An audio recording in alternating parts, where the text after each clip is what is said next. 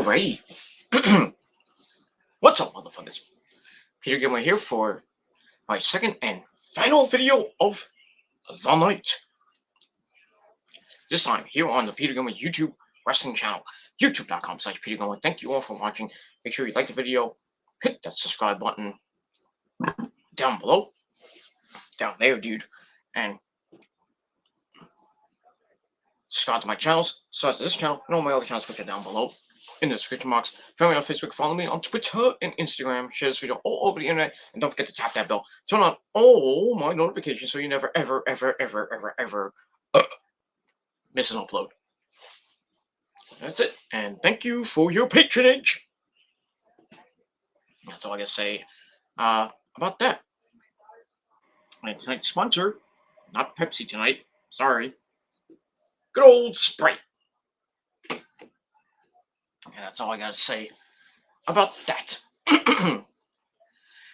Alright, let's get it on video number 2. I'm gonna do this really quickly because I don't have a lot of time left on StreamYard. I got about three and a half hours left. So I'm gonna try to do this video really quickly.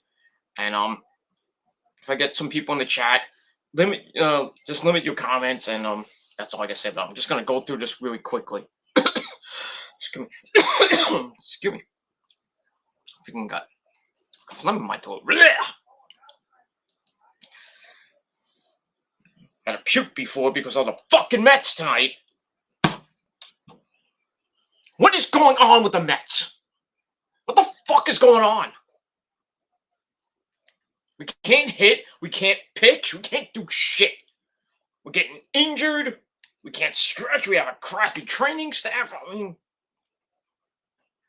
what is going on? Lost again tonight to the fucking Marlins. The last place Marlins will always get the Mets trouble. But yeah, the Mets lost again, 5-4 tonight against the Miami Marlins. My good buddy Alejandro Katza is very happy tonight. I know he's probably not watching, but it is what it is. If he's awake, he's in Mexico, so it's not like it's almost 9-10 o'clock in Mexico. So who knows if he's even awake? But so yeah, Mets lost 5-4. Another crappy outing from Taijuan Walker. His foot. Oh, this guy has lost it. He has lost the way to pitch. He cannot pitch good anymore like he did in the first half. He's at over 100 innings, which he hasn't done since 2017.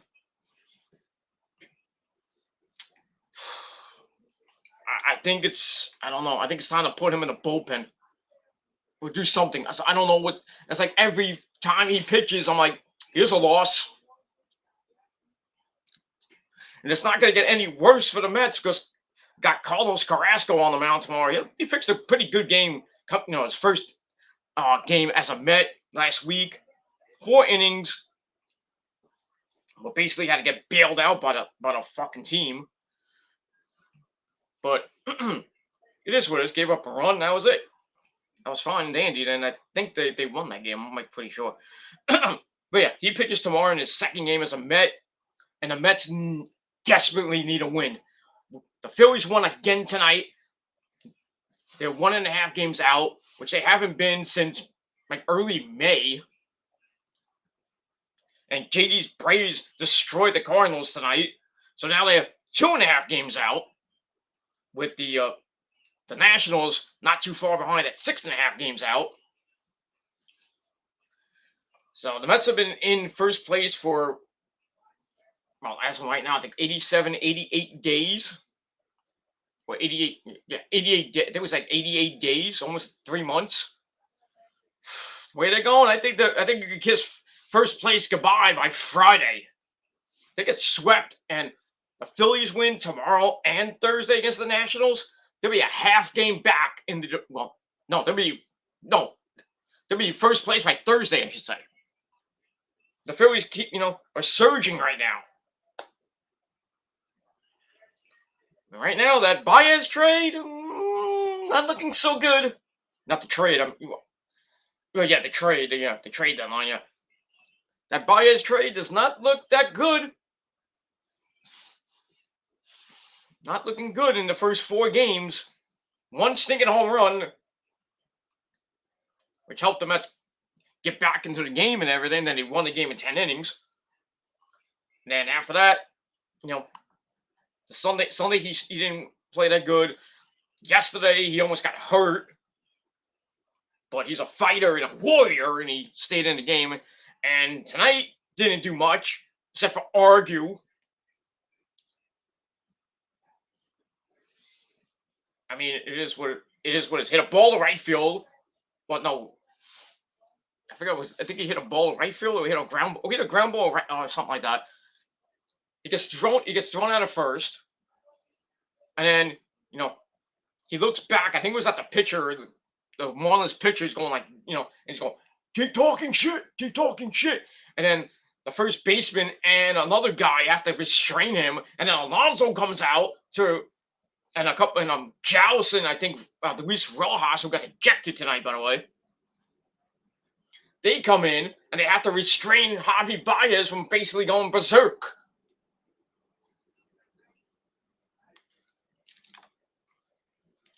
I don't know what happened, but it is what it is. I mean, the home plate umpire was crap tonight. I mean, Luis Rojas, I guess, tried to fire up his team, got ejected in I think it was the 7th or the 8th inning. I mean, the Mets made a game out of it. It was down 5-3. McCann hits a double. They scored J.D. Davis. And then Drury comes up, who's red hot. Even though last night it wasn't so good. Comes up with 5-4, 2 out.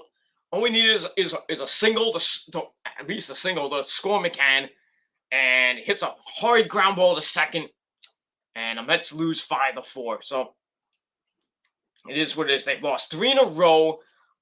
They're playing under 500 baseball since the second half. Walker sucks. Stroman sucks. McGill had a rough outing last night. I don't even know if he's going to pitch the next game because he grabbed his hamstring last night. What else is new? Now it all falls on the shoulders of Carrasco and Rich Hill. And Rich Hill didn't have a great game last Friday night. What was this? It was Friday or Saturday night. I think it was Friday night. So, Mets are in big trouble with 55 games left. I mean, it's not over yet, and the Mets still have a magic number, and it's dwindling right now. Right now, it's at 55. It's like 53, I think. The magic number is 53. Right now, the Mets lose first place. They're gonna be way out in the for the second wild card. They were in first place. They'd be 4.5 games out. And guess who has the second wild card? The Padres. The Padres look pretty damn good. So getting hoping for the Padres to lose is a pipe dream. Because you're gonna have to climb over a couple of teams. Could be the Braves, probably the Reds, and the Cardinals at this point. So, the Mets need some fucking help. And right now, everybody's hurt. Nimmo's hurt. McNeil's kind of in and out hurting. DeGrom's not going to come back till September. Syndergaard's not coming back till September. Lindor's not coming back till September. So, they're going to have to gut it out for the next 3.5 weeks. They got two more in Miami. Then they go to Philly, which is a huge series this weekend. Then they come home for Washington, which is a huge series. Then they got 13 games against basically how I think is going to win the World Series this year.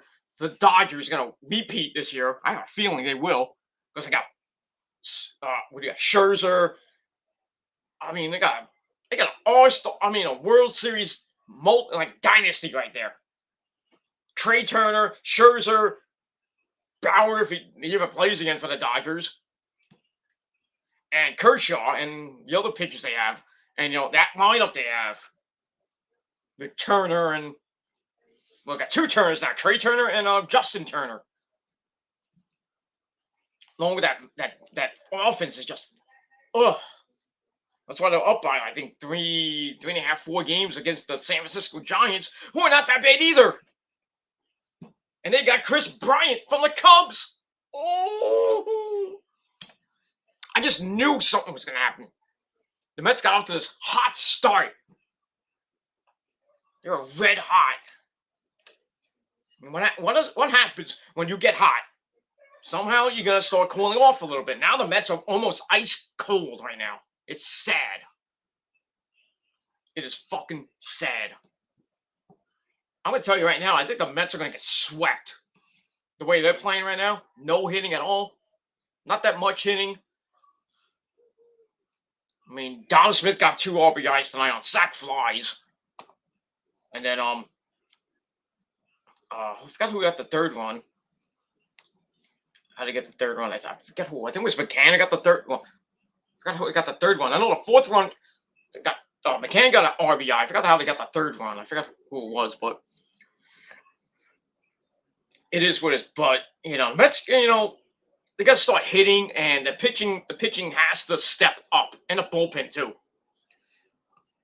was all the best guy in the bullpen is Aaron Loop. I mean, that's it. Freaking Lugo goes up another goddamn run. What is new? That guy's garbage now. For a guy that all the Met fans wanted to be the closer because Diaz stunk. He's stinking up the joint now. He hasn't been that good since the first half. He's starting to stink up the joint. Walker's stinking up the joint. Stroman is playing Jekyll and Hyde, and now he's basically Mr. Hyde. I mean, not well. He's Mr. Hyde now. He just sucks right now. Rich Hill had a bad game the other day. And it's going to be his third start on Thursday.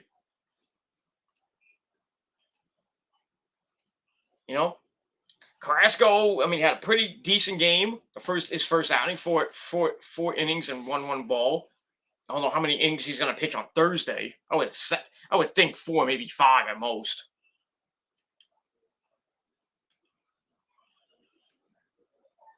Tomorrow. I'm saying, what did I say Thursday? Yeah, and right now McGill's hurt. Who are you gonna put in his place? Trevor Williams, the guy from Chicago, or are you gonna bring up some schmuck from the minor leagues? Why don't you just take all the entire Brooklyn Cyclones team and put them on the Mets? Well, most of them, not all of them, but put in Alvarez. The catching guru that he is, the number 1 prospect. Put in Alvarez. Put in Brett Beatty. Put him at third. Get rid of fucking Dave. The thing is, I would get rid of Davis, but I would have to keep him because Guillaume's hurt now. We could put Drury at third. You could put Beatty at third. We put Baez at third. So you kind of play around there. But still, the Mets are fucking horrible right now. It's sad. They're 4 games over 500. They were like 9 games over 500 maybe a week or so ago. But, they lose a series against the Pirates. Of all teams, the Pirates. Then the Reds come in, beat the crap out of them 2 or 3. And now we lost the first 2 games against the fucking Marlins, who always give the Mets fits. So even if the Mets win tomorrow and Thursday, they should have took at least 3 or 4 from this team. At least. Because they got swept by the Yankees. And the Yankees fucking went berserk tonight, 13-1. It's the Orioles. It's Otaku's Orioles. Sorry there, Otaku. But you almost had a no-hitter last night, and you stink up the joint tonight. It is what it is. The Orioles are garbage anyway. They're not going to make I don't even think they're going to make the playoffs in the next 5-10 years. So, it is what it is. I don't know if the Red Sox were losing. I don't know if the Red Sox won or they lost tonight. They were down 4-3. But like I said, the Braves won tonight. The Phillies won tonight. It's not even September yet when, it gets really exciting with that September run. Right now, the Mets are ice cold right now. And if you get a hot Atlanta team and a hot Phillies team, oh boy. I can say the Mets, the way they're going right now, I think by beginning of September, they'll be I don't know. They'll probably be in third place, trying to catch the Phillies and the Braves, and try to get a second wild card. But if the Mets are in third place and they have to go, jump over two other teams to get to the second wild card, and really three teams because the second wild card is the Padres. They have to do that. It's over. I think if they're way out by September 1st, it's over. Even with Syndergaard and DeGrom coming back and Lindor coming back for the September run, they have to hope that the Padres get cold, the Phillies and the Braves, cancel out, and the Mets just go on a hot streak again. But never say never in this wacky world of baseball. Like I said, 55 games left. And the rest of this week and going into the next 2 weeks are going to be really tough. Like I said, 13 games against the Giants and the Dodgers. You got Washington sprinkled in there and the Phillies. Ugh. Right now, the Mets got no pitching. None. So Carrasco has to step up and pitch a gem tomorrow. And hope that the Braves and the Phillies lose tomorrow so they actually can gain a game. They really should be up like 6-7 games right now. So I wouldn't be talking to you guys right now about this shit. But it is what it is. But the bats just went silent now. My is it right now. I'm not saying he's a bust in the 4 games that he's been there. I still think he's gonna hopefully help the Mets try to make a playoff run. But at this point, I don't know. I don't know. This is what happens when you get a fast start and then injuries start happening. The Mets curse happens again. Everybody gets hurt. This fucking team. I mean, it is what it is. We'll see what happens with that. All right, that's pretty much all I got to say about that. All right, on this late Tuesday night, August the 3rd, 2021, or if you're now watching from somewhere else, it is now August the 4th, 2021, as we are rolling into the beginning of August, the dog days of August, if you will. I mean, getting hot here in the Northeast by this weekend. It's supposed to rain tomorrow night. It is what it is. Damn, my freaking arms and freaking body's fucked up right now. Like in arthritis or pain, my muscles are hurting. Ugh, I'm a mess. And I just took a shower too. Try to get the hot water on me, get the bones waking up and stuff like that. My muscles are fucked right now. Might have to take an aspirin. We'll put some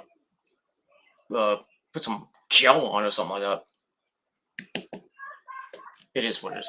All right, but anyway, on this not too late, but late Tuesday night.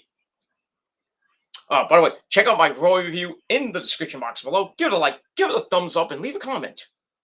And share it with your friends, and don't forget to hit that bell so you get notified.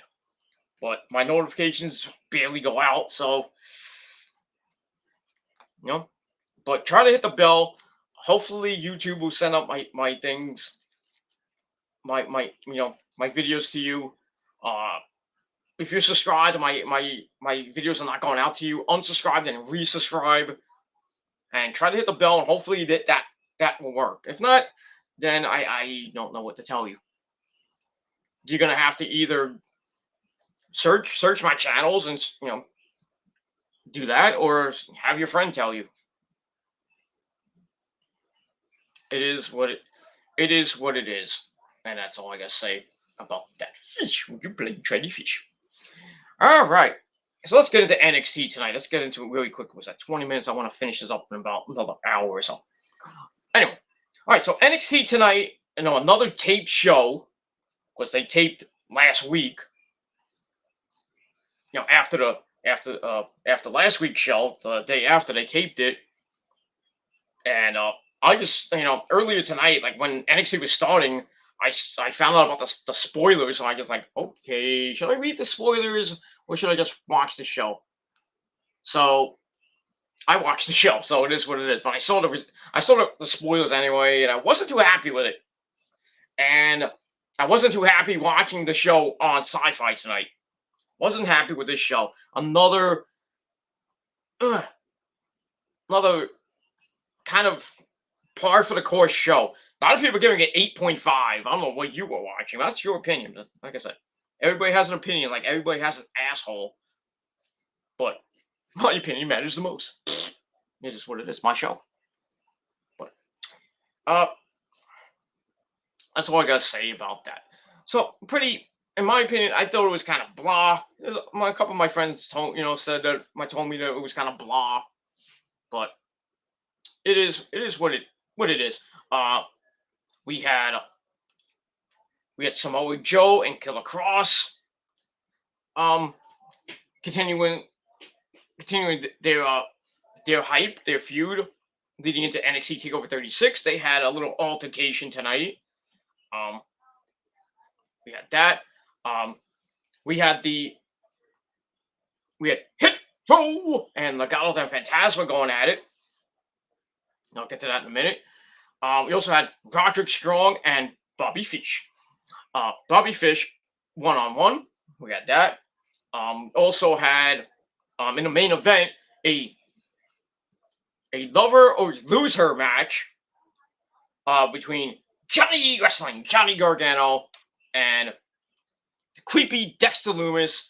And if Dexter wins, he gets to be with Indy Hartwell. Did I say Cartwell? Indy Hartwell.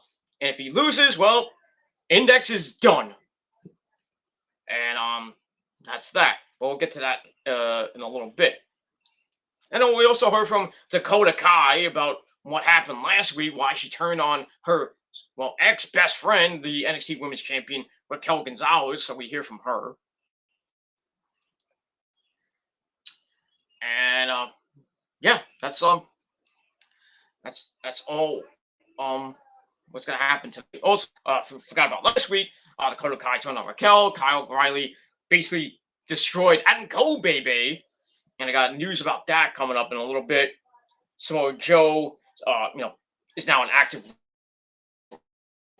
member of the roster. He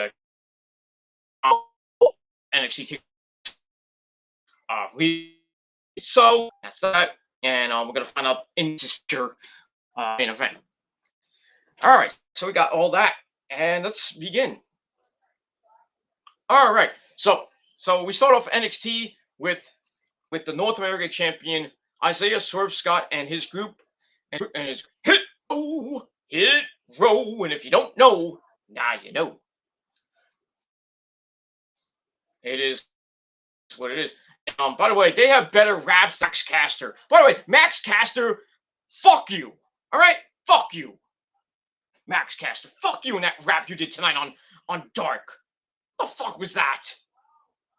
Making fun of Simone Biles. That's if that wasn't stupid, then he starts making fun of the Duke Lacrosse rape scandal. So yeah, Max Caster, you're in hot water, my friend. That rap was not needed. I'm sorry. It's horrible. That's why you guys are not on Dynamite. You're not on the main. You're just relegated to Dark and Elevation right now. Sucks to be you guys, but it is what it is. But Tony Khan, he had that whole the whole thing that he gave Sammy Guevara was a sensitivity training that Sammy Guevara had to go to because what he said that he wanted to rape Sasha Banks. And blame him, but it is. I guess got to go sensitivity. I think Max, you need a lot of sensitivity, my friend. I think you need need to go because that that rap. When it worked in the 90s and it doesn't work now, so I'm sorry. So fuck you. That's all I gotta say about that. All right, so Hit Row comes out, and it's gonna be them against the Legado and Fantasma. They come out with Santos Escobar at ringside. So it's gonna be Shanti the Adonis and Top Dollar AJ Francis taking on Raul Mendoza and Joaquin Wild. DJZ, whatever you call him. Match was alright, wasn't that bad. We got a big brawl to start.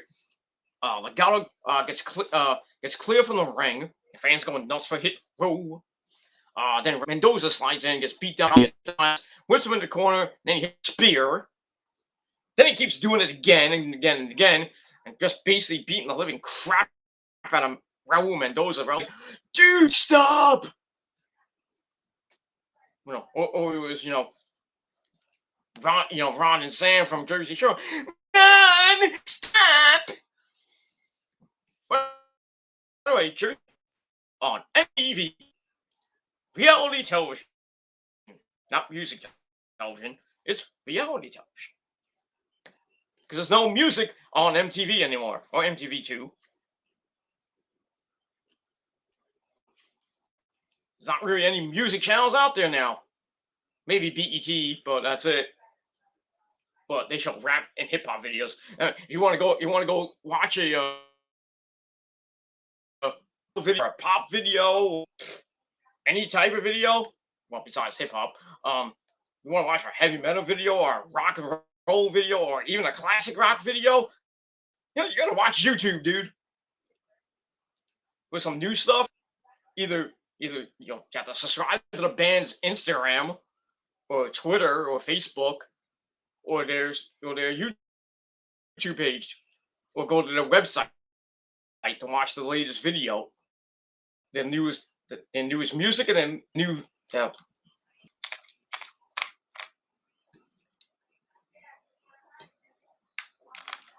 mean, it is what it is. I don't know why they even have music award shows anymore. There's no music.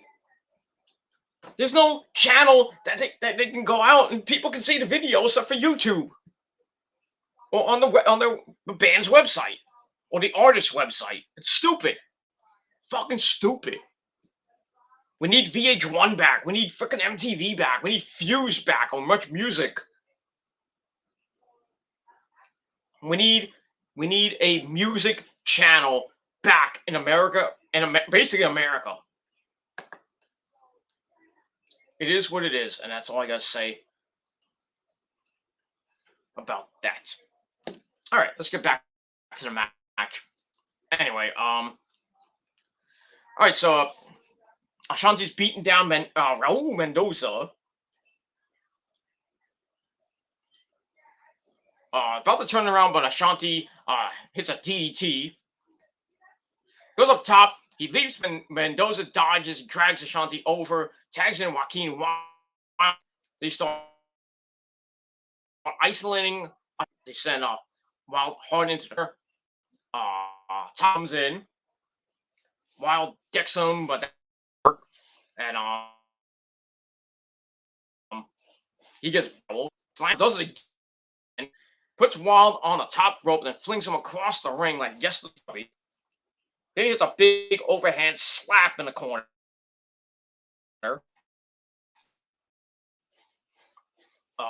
He gets whipped into Wild, hits a back elbow.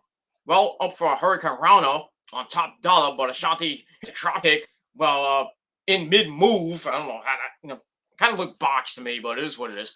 They go on the ropes, electric chair, and both Wild and B-Fab.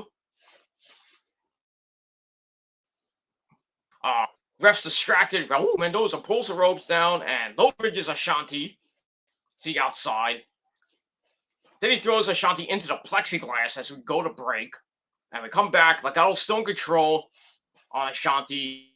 They beat Ashanti gets out, gets pushed into the style corner. Big splash. And they're going at it against Ashanti. Ashanti fights out, gets shoved into the ropes for a sunset flip. He fights back, makes the big tag, the hot tag, the top dollar, basically beats the crap out of him. There's a splash in the corner, then a sidewalk slam, a la Kevin Nash. Then he backwards somersaults to his feet. A little agile for the fat man. Comes off the ropes, but gets hit with a chair by Mr. Santos Escobar, and that causes the disqualification. So Hit Row picks up the win over Legado del Fantasma. Match was alright. I gave it 2.5 out of 5 stars. Decent match to start, but this feud is far from over. As after the match, Santos gets another chair. He throws Top Dollar into the steel steps. Swerve is then beat down by Wilder Mendoza in the ring, and then he gets held down while Santos gets a chair, shoves it into Swerve's throat, and then the most disgusting thing I ever seen happens. Escobar goes into Swerve's mouth and he pulls out his grill. You know, that gold grill he has? He goes, zing! I was like, damn! Oh, his grill! Well, he wanted gold. They can't have the North American title? Well, I'll have your gold grill. So he takes out his grill, and the guy was like standing there. He's like, Santos is like laughing, like, oh, look at that. And then the fans like, oh, about to puke. They gotta puke. Top Dollar finally comes in to save Swerve, and then he stares at Legado del Fantasma. And then B-Fab with a chair shot to Joaquin Wilde. Ashanti dives in and pounces on him. Then Santos basically escapes with the Swerve's grill, and as Hit Row basically beat the crap out of the henchman, and that's it. So that's it. So like I said, this feud is far, far, far from over, and I could see Isaiah Swerve Scott defending the North American title at NXT TakeOver 5 against Santos Escobar, and we'll see what happens with that. As far as Top Dollar and Ashanti go, they'll probably have another match with Joaquin Wilde and Raul Mendoza. That might be a contenders match for the NXT tag team belts that MSK has, because MSK needs challengers right now. You got a load of challengers, waiting in the wings, but it is what it is. We'll see what happens with that. So that was kind of sick. That ending when you took out the grill. That was.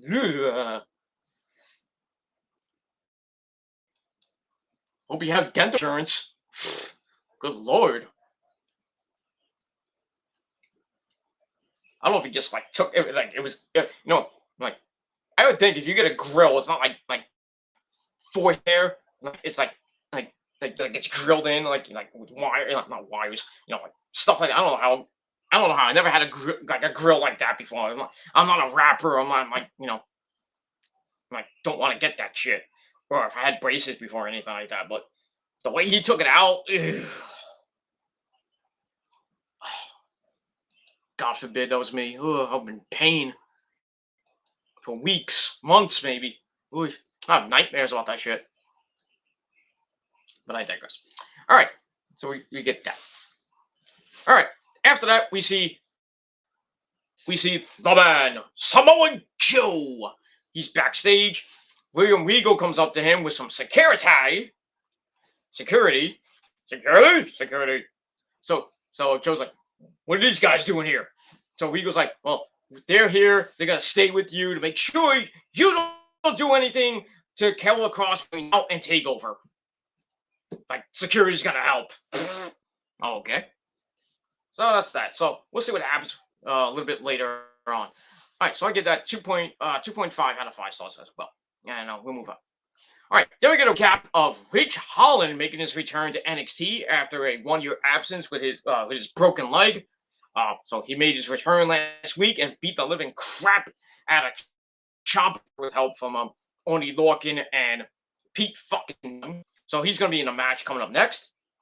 And we'll see what happens with that. All right, then we go to commercial. We come back. We see Creepy drawing as a good artist. He draws very, very good. He'd probably give my sister I won for money, but it is what it is. So we come back. Dexter's drawing himself and Indy together in his studio, his art studio. Nice picture. It is what it is. So we'll see what happens with Index later on at the main event. And that's that. All right, so I give that 2.25 out of 5 stars. All right, match number 2. Ridge Holland in his first match since breaking his leg last year.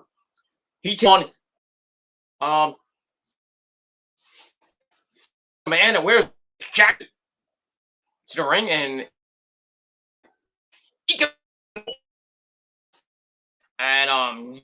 thanks for coming there, Ikemen Jiro. And yeah, Ridge Holland was beating the living crap out of him, and on Twitter, freaking Kevin Owens is going, "Don't mess with the jacket." Okay, that was kind of funny, but it is what it is. Yeah, this was a 3-minute suckfest. Just a squash match for the returning Ridge Holland. A little offense here and there. Jiro with a jawbreaker, shots to the head, spinning fist, and comes off the ropes but gets caught. Sends him to the outside, starts punching him. Sends him hard. Then he just does a start-stop tackle into the guardrail. Hits a big suplex in the ring. Whips up Jiro, starts punching him. Blah, blah, blah. Jiro tries to fight back, gets caught. Belly suit. Don't touch the suit, dude. I mean, the jacket. It is what it is. You want to have Kevin Owens kicking your ass. Another belly-to-belly suplex. He starts yelling at Jiro, screaming about being out for 10 damn months. Headbutt. Goose him up. Hits a buster slam. And 1, 2, 3, it's over. So thanks for coming, Ikemen Jiro. Match, I gave a comeback win for Mr. Bye-bye. That's all I gotta say about that fake Charlie Wolfcow account. Go fuck yourself, Trevor, because I know that's you. But it is what it is. Or Steve, or I don't even give a shit. I don't give a shit. But thank you for the view. It is what it is. Goodbye. Go to hell. Go to hell and go blow too. It is. So yeah. So where was I? So risk the win. Match gave 2.25 out of 5 stars. Good comeback win for the man who was out 10 months with a broken freaking leg. It is what it is. Speaking of like broken freaking things, there's a I think it was a gymnast. Somebody won a medal with a medal today at the Olympics, and we talked about Kurt Angle winning the Olympics in 1996 with a broken freaking neck. This chick gets a medal, and she's 5 weeks pregnant. Not as great as Kurt Angle, but still, that's kind of not impressive, but kind of okay. So yeah, you can do anything at the Olympics, but you can win with a broken freaking neck. You can win while 5 weeks pregnant. You can win with your schlong hanging out. I don't even know. I'm just making things up, but it is what it is. And that's pretty much it. All right, after the match, after the Ridge Holland beats the crap out of Ikemen Jiro, Jiro gets thrown outside. Pete fucking Dunne gets on the mic, talks about how Ridge Holland destroyed Ciampa and Thatcher last week, and he's gonna smash the rest of Thatcher's teeth out. Toothless Timmy. Then he says, "This is what happens when you step to them. They're the most dangerous men in NXT, and he dares anyone to prove them wrong." So, yeah. So I think it's going to lead to something with Ciampa and Thatcher. With you need a third man. So who's the third man going to be? I guess we'll find out probably next week on NXT as it goes back to being live from the Capitol Wrestling Center in St. Petersburg, Florida, on the USA Network, and probably get bigger, higher rating than probably this week. But it is what it is. And that's that. Speaking of ratings, Raw went up a little bit. They were at 1.8 last week. They went to, I think they went up a little bit, not too much, not like this much. So another 1.8 for Monday Night Raw. Wasn't a great show, but it is what. Watch my Raw reviews to get all the announcements and all that shit. That's all I gotta say about that. All right, so we'll see what happens with Dasher and Rich Holland and Oni Lorcan as we get into next week, and that's that. All right, then we go backstage with Mackenzie Mitchell and Robert Stone. Well, what was the Robert Stone brand? We have Robert Stone, Robbie E, Jessica Maya and Taya Valkyrie. So Mackenzie asked about the loss last week to who did they lose to last week? Kaden Cole and Casey Catanzaro. So I was just talking to our good friends. So Robert Stone tries to talk, but then Ty's like, shh. Tries to do her best Peter Avalon impersonation. By the way, Peter Avalon, what the fuck is wrong with you, dude? I'm trying to get with Leva Bates, and now you're trying to get with creepy Avalon? Okay. I mean, Avalon is fucking creepy. She looks fucking hot without the makeup and the creepy look. If you haven't seen Avalon without makeup, she's fucking hot. But with the makeup, kind of creepy. But you know me, I like creepy chicks, but it's what it is. So I fuck Avalon, but it is what it is. But Avalon could be like maybe a hit and pass, or a hit, 2 hits and a pass. But it is what it is. But you know me, I just rather just bang my Asian chicks. I'm done. But it is what it is. So anyway, so Ty was doing interference. But she's like, she gets it. She's like, I get it. You and Jesse are losers. So she said Robert Stone brand to be rebuilt. It's going to be rebuilt in Taya's way and with her rules. And he basically tells Robbie, take it or leave it. So Robert Stone's like, mm-hmm. And then Jesse just looks at him like, I don't know about that, Robbie. I got to be with Taya. Fuck you, Robbie E. So looks like they're gonna kick out Robbie E. Nobody gives a shit. So yeah, I think the Robert Stone brand is gonna be rebranded, but it's gonna be Taya's version of the Robert Stone brand. It's probably just gonna be called something else now. Well, soon. I'll get to that in a minute with what happened with Io and Zoe Stark at the restaurant.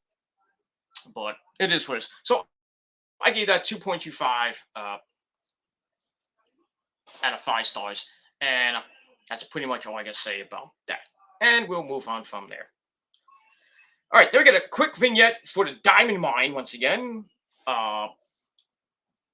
and just a little vignette hyping Roddy's match with Bobby Fish coming up soon. All right, after that, we get another vignette. This time it is for the final match in the first round of the NXT Breakout Tournament with Trey Baxter and Joe Gacy. We see a vignette for Trey Baxter talking about his participation in the NXT tournament. He says that no matter what, he's going to emerge a star. And we'll see what happens with that in a little bit. So 2.25 out of 5 stars for that. All right, then we got the Bobby Fish and Roddy. Pretty good match. We had Malcolm Bivens and Mr. Tyler at ringside. No, I don't think I saw Henry Suzuki. I don't know where the hell he went. That's what it is. They start jockeying for position, training some wrist locks,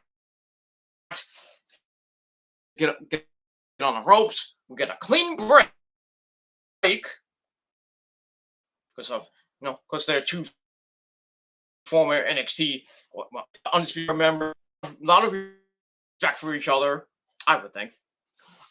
Anyway, back at it. Fish with a knee lift and throws Roddy. Roddy away, comes in, but he gets put in a 1925 headlock. Another knee by Bobby Fish. Strong shoots him in the ropes. By Bobby Fish, they go off the ropes again.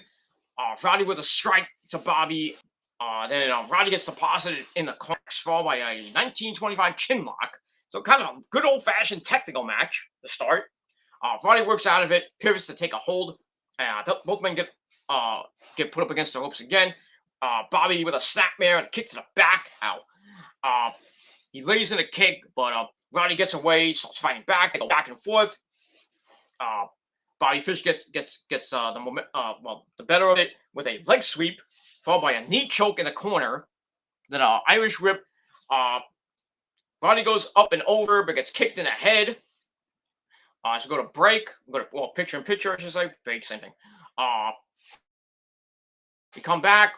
They're going back at it. Back and forth.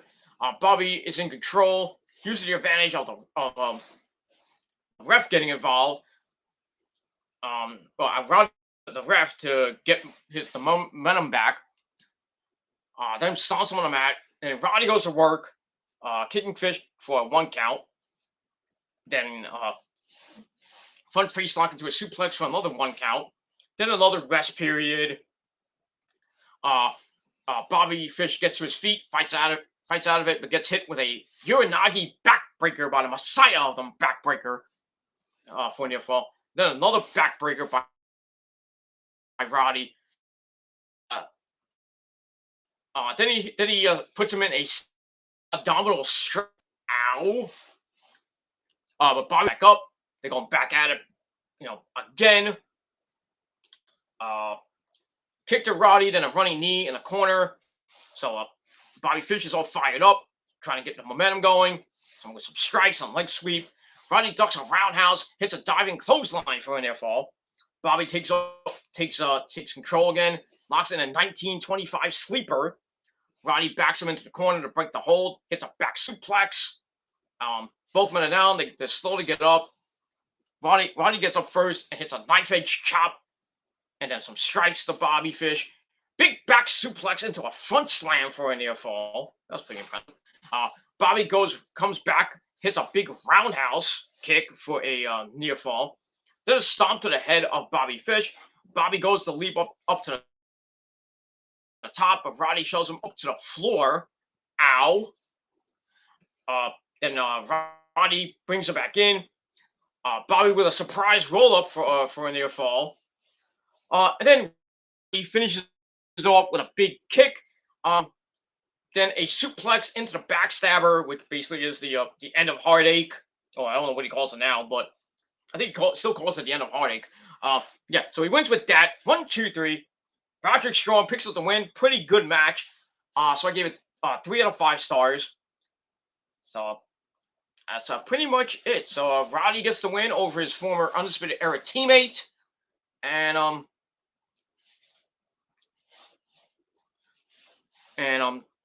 gives some more momentum to the Diamond Mine, a little bit more of a push, and that's all I gotta say about that. And we will move on from there, dude. That's it. All right. Excuse me. Sorry, my body's a fucking mess right now. Anyway, all right. After that, we go backstage with a good friend and one of Rose's favorite wrestlers in NXT. Besides Bobby Roode. Well, he's not in NXT, but anyway. One of Rose's favorite wrestlers in NXT, next to Adam Cole, baby. It's Vibes to the Moon. He's backstage in his butler outfit. He says he and Eli Drake. He has Eli's bands and something like that. I don't know what it was. Basically asking him to get ready. Eli says Cameron is wearing what he'll competing in, and he's like, "You ready?" So he's like, "Are you ready? You ready? I'm ready. Are you ready? I'm ready. You're ready." Okay, so we get that.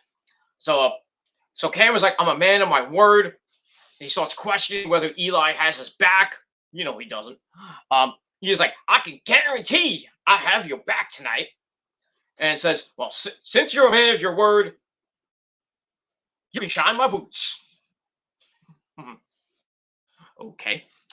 That's that. But yeah, the ever ongoing saga between Cameron Grimes and Trey continues, and they're going to be teaming up next against the grizzled young veterans, Craig and Gibson, as what happened last week when they were on the golf course, and Cameron hit Eli in the nuts on the backswing with the golf club. Then he hits hits him in the head with the golf club, and he's Eli's out. He gets a hole in one and wins, I think, $5,000 or something like that. And Eli wakes up, and Cameron just throws the club at the Grizzled Young Veterans, and then he's all going at it. And then the Grizzled Young Veterans they get away in like golf cart and everything. So, but these two guys together are complete comedy gold. I love this. I love the feud. I love the segments. And the added ingredient of Ted DiBiase. Just amazing feud. Amazing storyline, amazing feud. I love it. And the matches they've had. The ladder match for the $1 million title at TakeOver was great. The rematch, the rematch I think was at, what was the rematch? I think at Great American Bash was pretty good. And the segments galore is just funny as fuck with Cameron out being the butler and what's been going on. Basically, ruining Eli's life, but it is what it is, and that's all I got to say about that. Let me move on. All right. After that, I give the segment 3 out of 5 stars. Afterwards, we get to the match. The Grizzled Young Veterans, Drake and Gibson against Cameron Grimes and it's going to be Eli Drake. Some LA Knight, stupid name. All right, so the how this one's gonna go. Ian and Cameron, we're not gonna be on as they head to the ring. It is what it is. Then the Grizzled Young Veterans come out, basically cut the same goddamn promo as they always do. We're the Grizzled Veterans, and we'll be the NXT Tag Team Champions. Yeah. Last 2 years you haven't, but it is what it is. All right, we start off with Cameron and Gibson. Cameron gets control with a wrist lock for he is like, pin him. Okay, gonna get a pin on a wrist lock. I don't know about that. Eli comes in with an Irish whip into a back elbow, followed by a head first slam into the turnbuckle.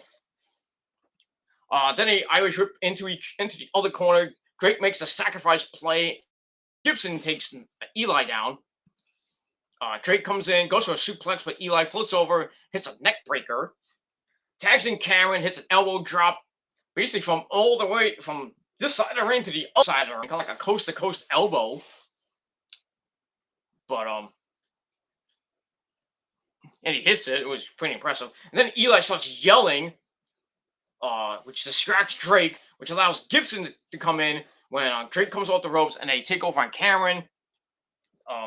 Drake comes in, Cameron off the ropes into a double clothesline for a near fall. They try it again. Cameron catches himself on the ropes. He launches Drake, gets caught in a 1925 sleeper by Gibson.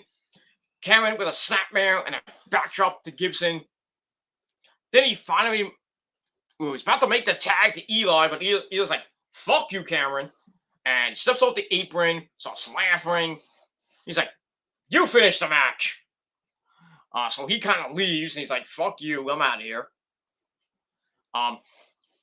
So then Cameron gets pissed, takes off the butler outfit, takes off the gloves and the jacket. Then he starts brawling with Craig and Gibson by himself, sends Craig crashing into Gibson. Then he hits a double Hurricane Rana. That was impressive. He goes and he kicks Gibson and he hangs Drake on the ropes. Then he go back in the ring. Ropes. Cameron flips, does that flippy cross-body thing he does. I guess the near fall out of that. Then he rips the shirt open. And he's about to go to the moon. But Gibson comes in with a distraction. Then the Grizzly Young Veterans hit Ticket to Mayhem. 1, 2, 3. The win over Eli and Cameron. This is their first win in a long time. A very long time. Coming for the Grizzly Young Veterans for the win. And we'll see what happens with them. I don't know what's gonna happen, but basically just furthering the storyline between Cameron and Eli. We're just gonna set up a match at NXT TakeOver 36 for the $1 million title. I'm gonna get the belt, and DiBiase is gonna be after that, and that's it. Get that. So I give the match 2.5 out of 5 stars. And like I said, afterwards, Ted DiBiase, he comes to the ring, walking past the Grizzly, looking like, "Ooh, Ted DiBiase, we're out of here." Then he walks up to Cameron and says, "I tried to tell you that, help you." And he's like, I gotta figure something out,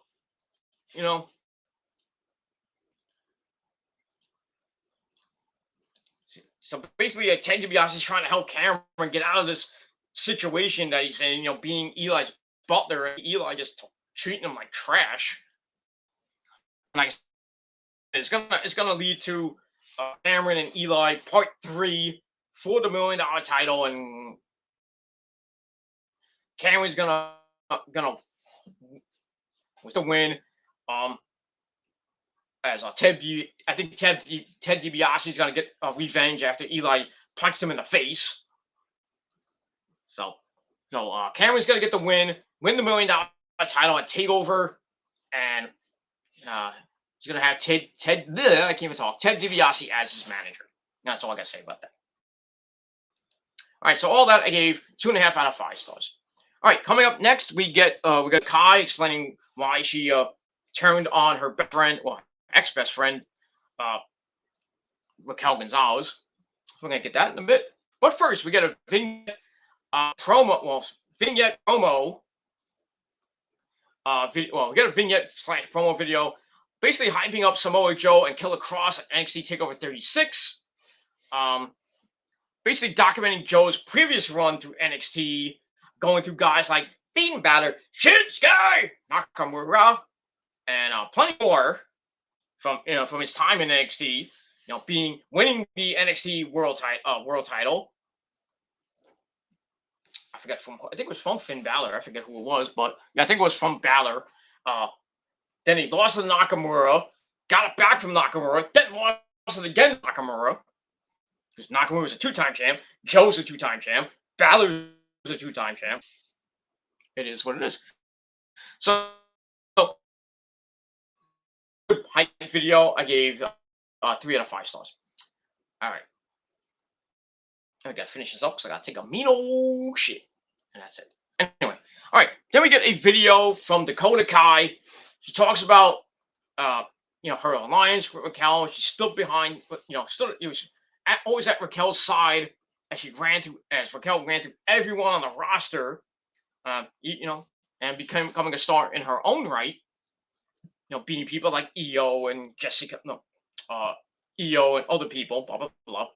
She says she helped Raquel get those wins, and she said, let's be real, everyone knew who the leader of that group was, which really was Raquel, but it is what it is.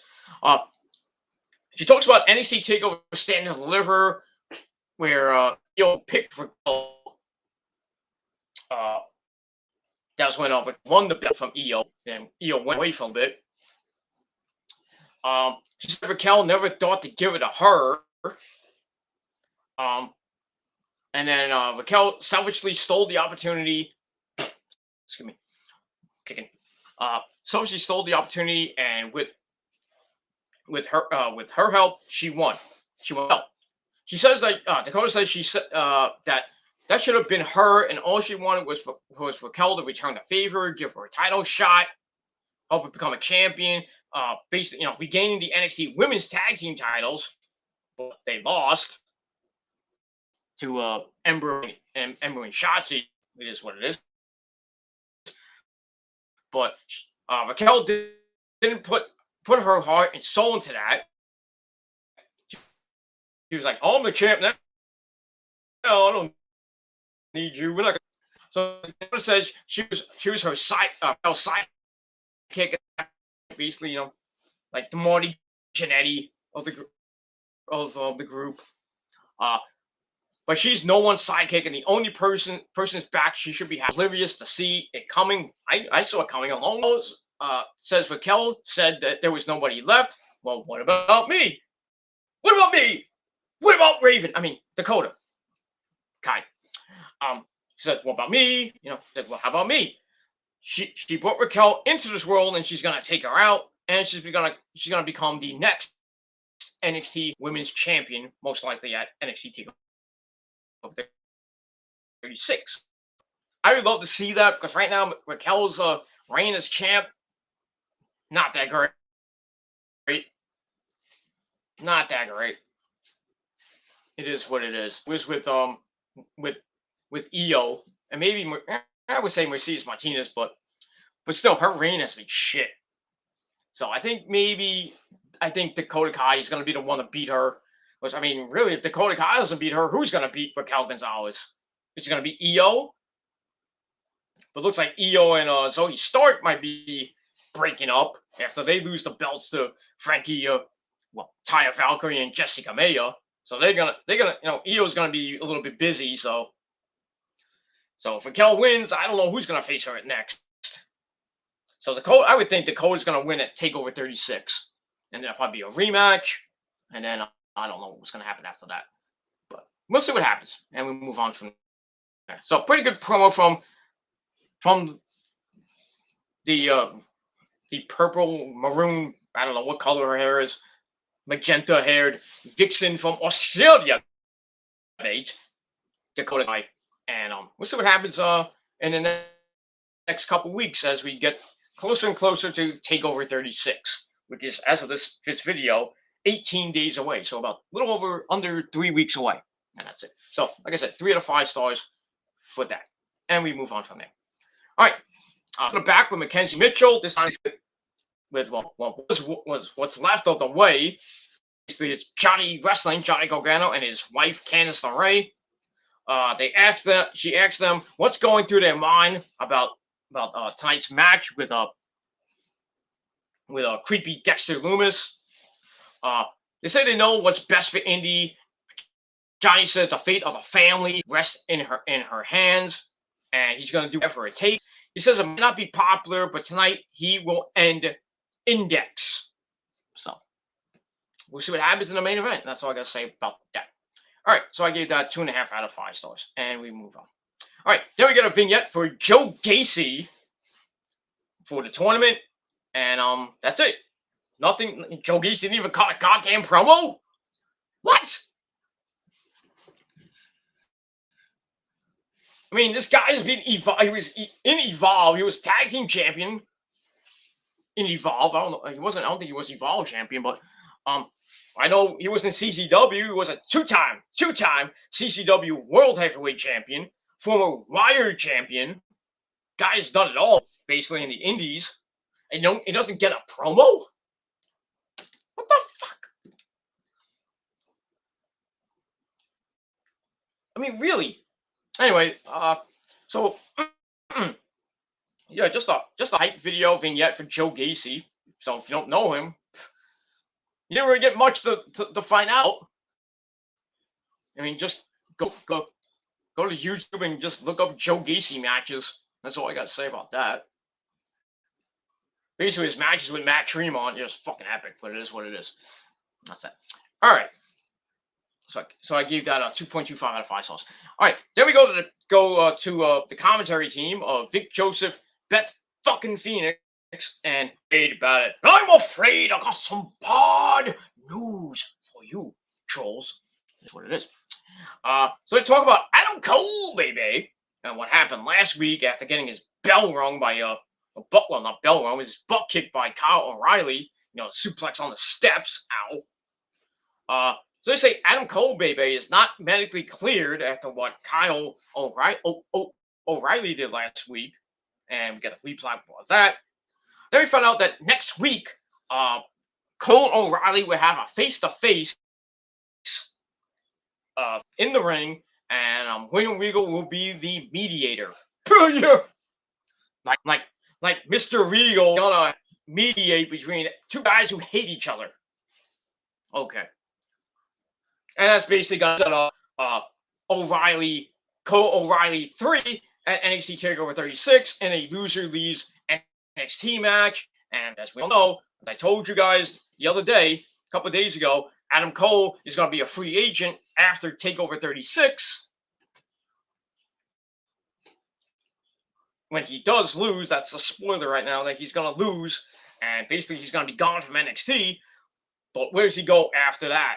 So I guess we're going to find out in 18 days what happens with Adam Cole. Does he go to the main roster, appear on Raw or SmackDown that week? Or does he go to AEW and appears on AEW television on August the 25th? Or maybe on Rampage on the 27th? So we will see what happens with that. But a face-to-face next week with Mr. Regal as the mediator. We'll see what happens with that. It's going to be very, very, very intriguing, and we'll see. And that's that. All right, going to the last of the first round of the NXT Breakout Tournament. Trey Baxter and Joe Gacy. This was an okay match. Let me see how much time. Okay. I'm gonna try. I'm gonna go on. Okay. Okay, match. They lock up. Gacy throws Baxter out with a waist lock. Baxter comes back with a sunset flip attempt, but Gacy picks him up, throws him into the ropes. Baxter gets smacked down, not that smackdown, a few times. Dodges a stomp, leaps into an insecurity. Then he pushes Gacy into the ropes, drop kick to the back, sending Gacy out of the ring. He goes to leap out of the ring, gets caught.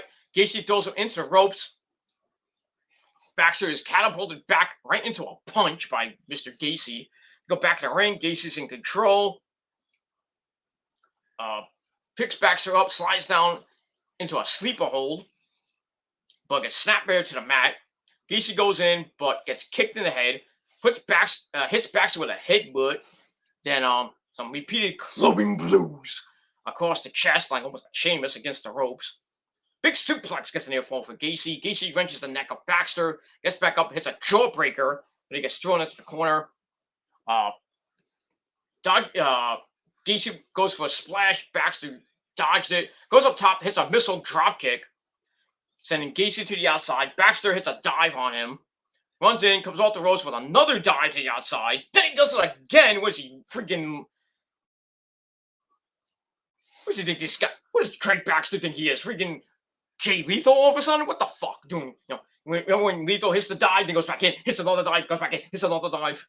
What are you, Jay Lethal? What the fuck? Am I watching Ring of Honor? Pretty much. Anyway, Gacy crawls into the ring. Baxter's on the apron, comes through the ropes with a splash for a near fall. Then a shot to the head of Gacy, but Gacy grabs him and cannonballs him into the corner. Well, hits a cannonball in the corner to splash him. And that's that. Gacy puts Baxter on the top rope, but breaks it up.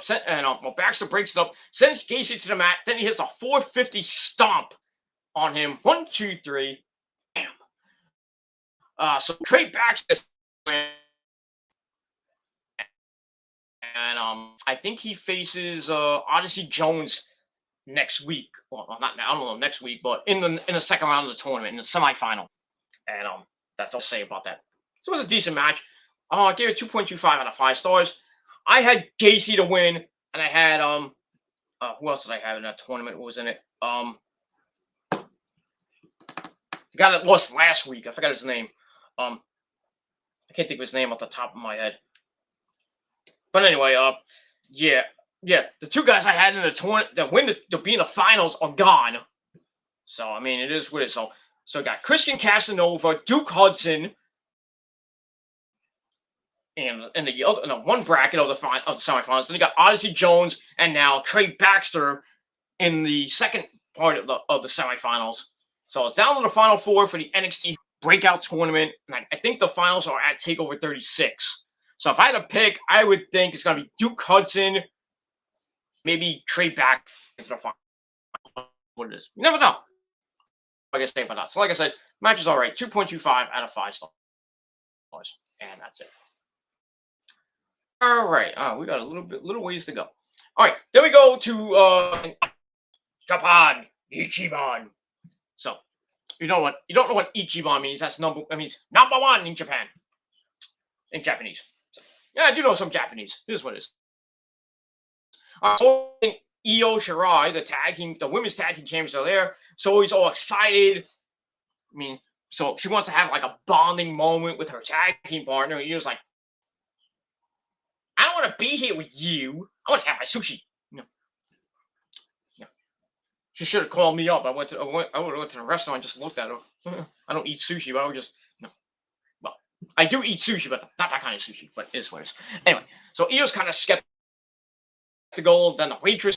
So Io, Japanese. So he's like, huh? I don't understand Japanese.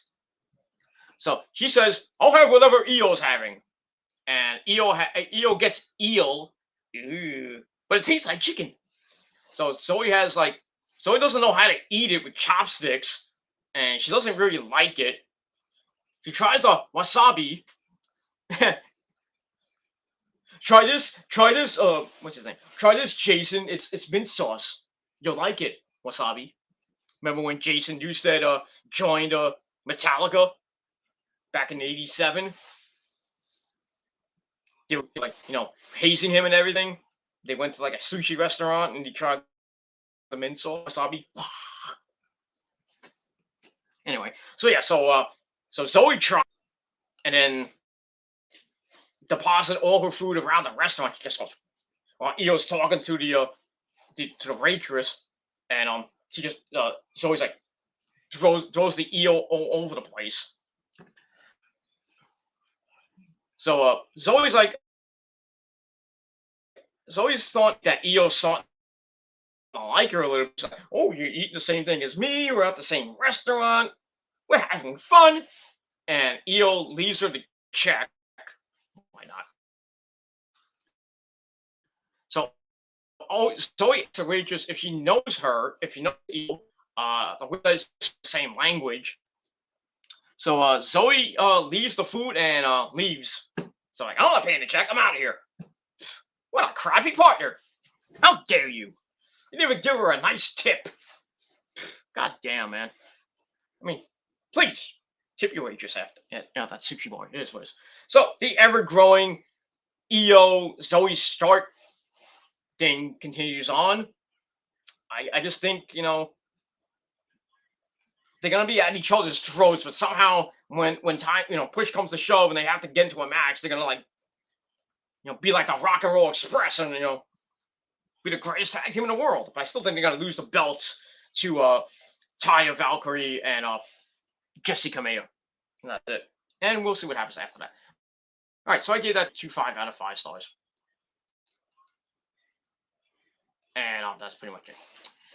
All right, then we go to the back. We have Mackenzie Mitchell and her guest Indy Hartwell. Well, part of the way. Yeah, get it part of the way. The whole, she's in the middle of this whole thing between Johnny Wrestling and Dexter. Will she get Dexter? Should she get Dexter and have a happy ending, or will Johnny Gargano crush her happy ending? And we'll see what happens with that. So Mackenzie asks Indy who she's rooting for. She says it's complicated. Why they had to make things so complicated? Because it's family versus true love. She says if Dexter wins and Johnny and Candice give him a chance, they'll see that Dexter's just misunderstood. Oh no, don't let me be misunderstood. I just love singing. We're just different songs. I mean, there's so many songs called Misunderstood. The Animals, Pink, New Year's Day has a song called Misunderstood on the last album, on Unbreakable. I'm intoxicated. That's all I gotta say about that. Alright, so we'll see what happens in the main event. Just another promo hyping the main event. Alright, so I give that 2.5 out of 5 stars. And that's pretty much it. Alright, after that, we see the NXT Heavyweight Champion of the World, Killer Kross. And he comes out. I think he came out with his... Well, he came out by himself, because we haven't seen Scarlett in a while. Where is she? Besides in my bedroom, but it is what it is. So Killer Kross comes out. As the commentators were talking, yeah, so Killer Kross comes out and tells Vic Joseph and Beth fucking Phoenix to shut up. Gets on the announce table and says that Joe couldn't do anything when he was here as an enforcer, and he's not going to do it as a wrestler. So he asks Joe who, and then Joe barging into the ring.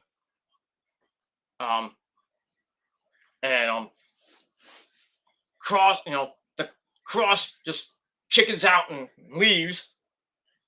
Joe goes after him. Security stops him. So Joe does what Joe does. Destroys the security team. And one of the members of the security team was Rick Steiner's son. What's his name? Bronson? I forget his last name. Reichenhart or something like that. Rosengarber. Rowan Garner. But it is what it is. So yeah. So Rick Steiner's son was on NXT tonight. It is what it is. That's all I gotta say about that. And the apple apple does not fall far from the tree. Say that 5 times fast. Chip off the old block. I wonder if he's gonna, if he I think he's gonna if he does become a wrestler, he does get into the ring, I wonder if he's gonna, be like his dad and wear that, wrestling, thing on his head. And then, go, not like the junkyard dog, but it is what it is. But Steiner Brothers are a great tag team, should be in the Hall of Fame. I'm sorry. Big Papa Bump, Scott Steiner. Scott Steiner should be in his own Hall of Fame, but he should be in the Hall of Fame by himself, and, with his brother Rick, as the Steiner Brothers, one of the greatest tag teams in the world, of all time. Not the greatest, because the greatest is the Legion of Doom, the Road Warriors, Animal and Hawk. Don't believe me, just go watch, go on TGC Reborn, I forgot what number video it was, go to my top tag teams of all time video on TGC Reborn, and there you go, there's my top tag teams of all time, and Steiner Brothers are on that list, along with the Midnight Express, Sweet Stan Lane and Bobby Eaton, not the first version, the version we all know from WCW, but blah blah blah. Rock'n'Roll Express are on there. Steiner's, Harlem Heat. But just go to that video, you'll see my top tag teams of all time, and that's all I can say about that. Alright, so so Joe beats security as Kross chickens out, or pussies out, and that's it. So we'll see what happens next week with Killer Kross and Samoa Joe, as we're 2 weeks away from their epic battle at NXT TakeOver 36, which I think will be the main event. Then Cole and O'Reilly will be the semi-main event. That's it. I gave that 3.25 out of 5 stars, and that's it. All right, after that, we get a great vignette promoting the NXT UK Championship match between Walter and Ilya Dragunov, which is going to happen at TakeOver 36 for the UK Championship, and we'll see if Walter finally loses that belt, holding it for just a little, I think it's around over 900 days right now. Good Lord. So I think Walter's finally going to lose that belt. I just do. Great. So it's the second meeting, by the way. It's going to, Ilya Dragunov is going to win the NXT UK title from Walter and his over 900 plus day reign as champ. And Walter might go to the main roster, probably to get buried by Vince. It is what it is. They bury Walter. It is just, forget it. Walter should just leave the company, go back to PWG. It is what it is. Speaking, guess who came back at PWG? Our good friend. You know him. You watch Mania. Super Dragon. Yeah, Super Dragon came back at PWG's comeback Vortex. I forgot what number it was up to. Yeah, so Super Dragon mystery attacks for PWG, and basically curb stomped the living fuck out of Bandito, who is the PWG champion.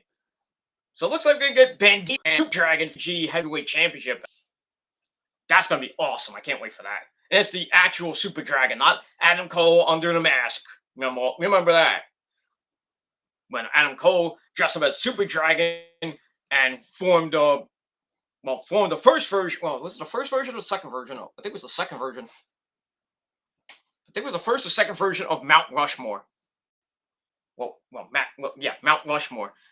So the first version I think was with Adam Cole and the Bucks. I think the second version was Adam Cole, Roderick Strong, and the Bucks, I believe. I could be wrong on that one. Which one? But anyway, yeah, so Super's back and going after the world title from Ring of Honor champion, and he is defending at Glory by Honor on August the 20th in Philadelphia against Flip Gordon. That's an easy win, but it is what it is. Yeah. It is what it is. It is what it is. Mandy Leon, by the way, of Ring of Honor, they're doing the whole women's tournament and stuff. Mandy Leon, she has a YouTube page. She put up a video of her meet and greet in New York City, which I did not go to. But, Mandy's from my old stomping grounds in Brooklyn. So, two Brooklyn hotties, if you will. So, I left a comment on Mandy's video. She got back to me.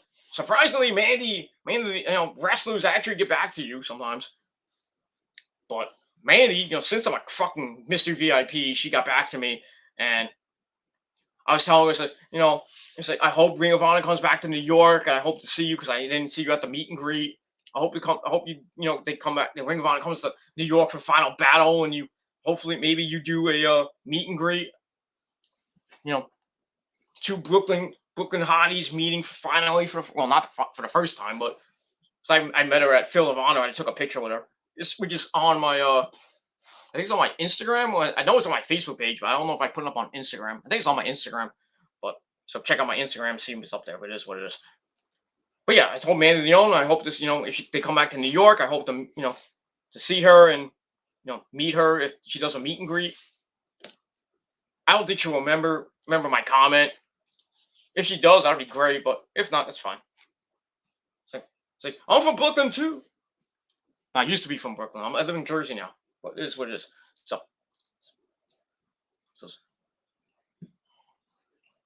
it is what it is. I said, you told me to come down to Philly and I couldn't come. But, I don't have the money to go. I mean, first of all, I don't have the money to go to Glory by Honor. And then second of all, I don't have any gas money.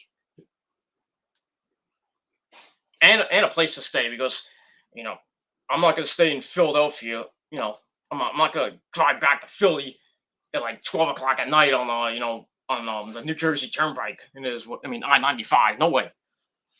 Philly's like 3-4 hours away from me. So, yeah. So I'll probably just get a motel and just sleep for the night and then go back in the morning. But it is what it is. Well, I might go to night 1 and 2 if I had the money, but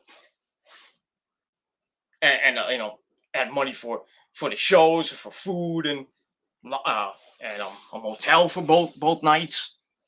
But it is what it is. That's all I gotta say about that. But maybe next time. But when I come to New York, definitely going.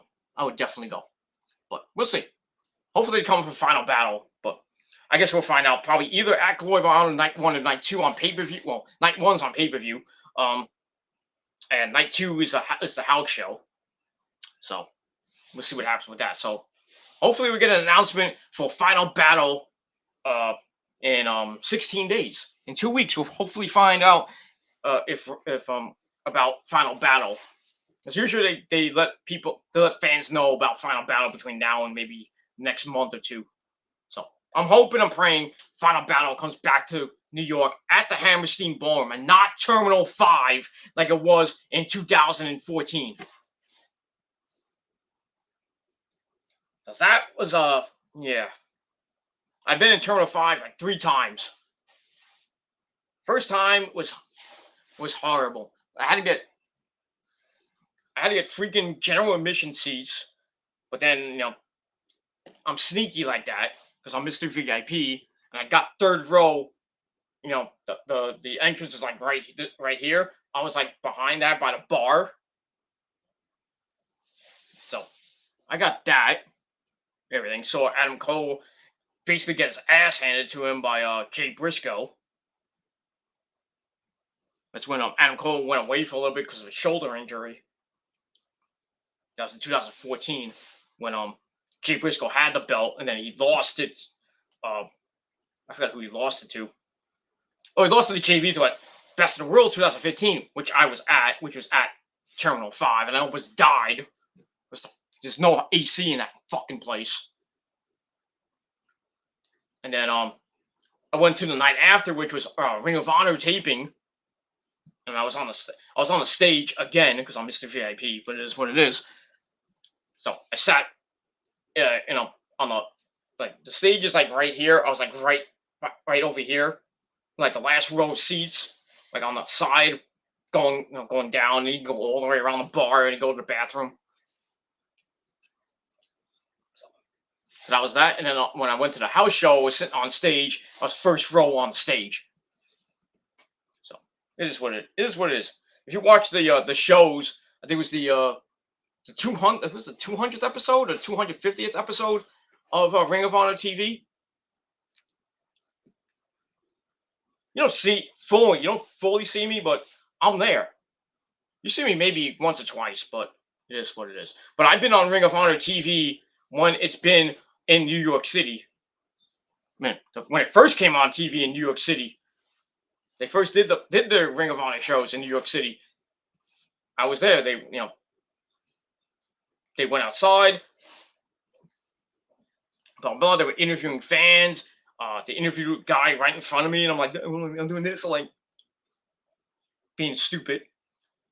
And then they taped in the Grand Ballroom, and most of those shows you see me right in front of the ring. If you I don't know if it's on YouTube, but if you look up Eddie Edwards versus Bobby Fish from Ring of Honor TV, there's a part of the match where Bobby Fish comes to my section, and he's like holding a barricade.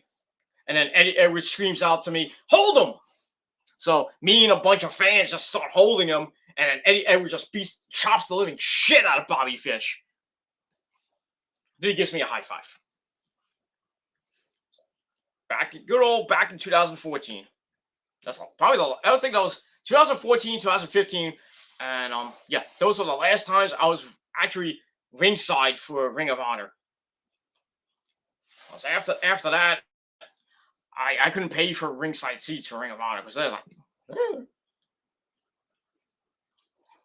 they're not that cheap, Basically, for the last few times I've seen Ring of Honor, I've been fourth row on the side of the ring. I'm doing it by the entranceway. I've been in the balcony, the first balcony. The last few shows, I've been in the balcony on different sides of the first balcony.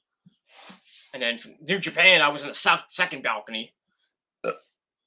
But yeah, most of the times I'm at Ring of Honor now, I try to get third, fourth, fifth row by the side of the entrance. So if you get the DVD or it's on pay-per-view, you can see my sexy face. Because I'm Mr. VIP, and you're not. And that's all I gotta say about that. All right. And we move on from there. All right, so so we see the Vignette hyping Walter for Ilya Dragunov 2 for NXT TakeOver 36 for the NXT UK Championship, and that was very, very good. So I gave that 3.5 out of 5 stars. All right, we're going about the main event. First, we see the NXT Cruiserweight Championship. Kushida Cuts a little promo. Diamond Mine. Somebody on the Diamond Mine won a title shot. You go. It was a cruiserweight title match. Bushido and Roddy, but it is what it is. I know that's that. I mean, move on from there. So I got. All right. Before we get to the main event, and I gotta finish this up really quick. Next week on a live edition of NXT on the USA Network, we got Adam Cole, baby, and with Mr. Regal as the mediator. We're gonna hear from the NXT Women's Champion Raquel Gonzalez. She will break her silence and talk about her former best friend Dakota Kai. Get that? We got Ember Moon in action versus the Warrior of the Sun, Saray. So little Saray's gonna be in action. That's nice. Facing off against Ember Moon. Should be an okay match. Also, we're gonna get the first appearance of Ilya Dragunov in NXT. I believe it's the first appearance. But yeah, the challenger for the NXT UK Championship will be in the house in the Capitol Wrestling Center next week, as Ilya Dragunov will appear and probably talk about his match with Walter. And I will not be surprised if Walter appears on the Tron or something like that. And we'll see what happens with that. So it should be a pretty good episode next week. And that's that.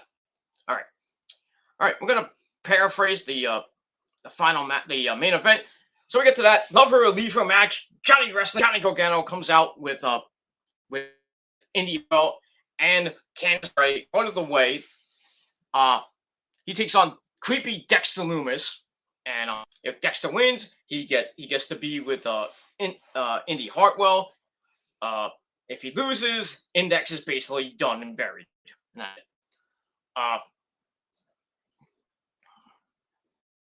This was a pretty good match. Not a great match, but still great. Johnny talks about his family at it, blah blah blah. Dexter starts doing this creepy shit, creeping everybody out.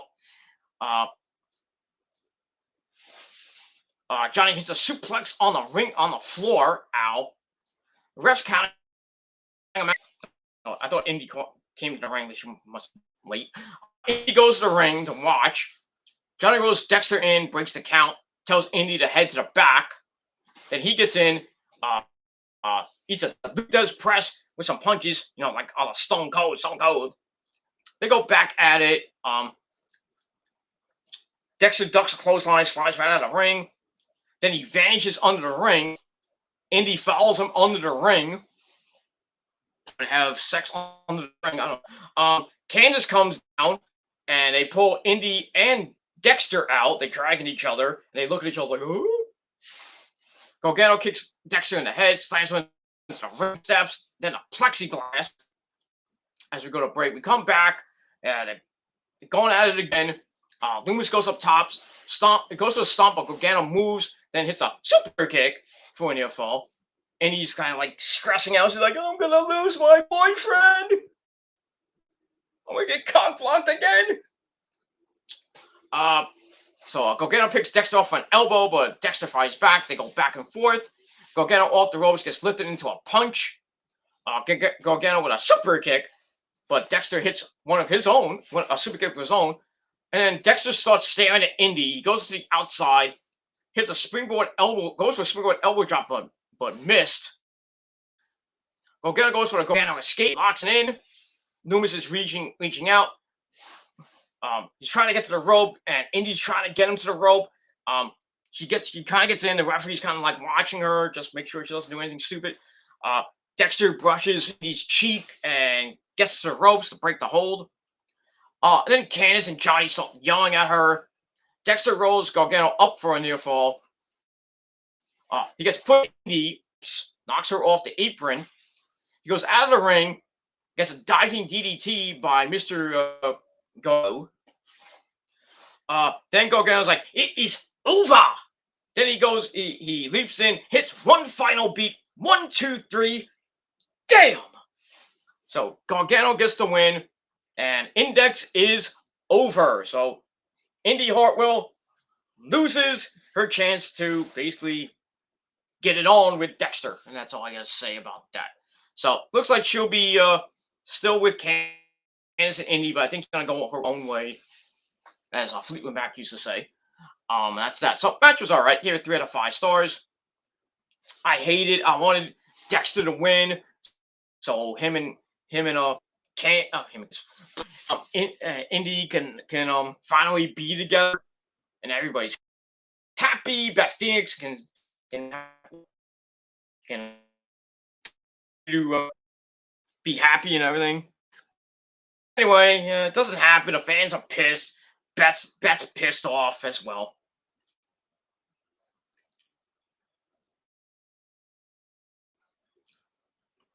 So anyway, so Johnny wins. They going to the back with Indy, and he keeps looking back at Dexter, and then Candice and Johnny are like, get over here. So she's like, damn it. Then she's like, fuck this. She runs to the ring. She jumps on Dexter. He basically straddles him. And they have a big, hey, love conquers all. So they have a big smoochy. They're rolling around in the ring on top of each other. It's like basically having a live. So Candice leaves. Johnny just walks away. He's like, well, I guess we lost a part of the family. That's it. And Dexter and Indy continue to make out as we end the show. So no sex for you. So we're not gonna get a Lita Edge live sex celebration thing at the end of the show, whatever that it is, But still, finally, in the Index, they had happy ending. Even though I titled the video, so much for my, I had to go with. I'm sorry. Oh no, I had to go with an Avril Lavigne reference for the title. I'm sorry, but still, Indy and Candice, Indy and Dexter, Dexter lost the match, but he still gets the girl, and that's all I gotta say about that. So we'll see what happens with them next week. Maybe they'll still be together, but I don't know. I don't know what happened now with Index, but it is what it is. But at least they had a happy ending. I know. Well, in more ways than one, they had a happy ending. Not that kind of happy ending, you freaking losers. But still, they kiss, they make out, they grind at each other. That's all fun and dandy. Right in front of the kids, goddammit. But it is what it is. That's it. All right, so that's it for NXT.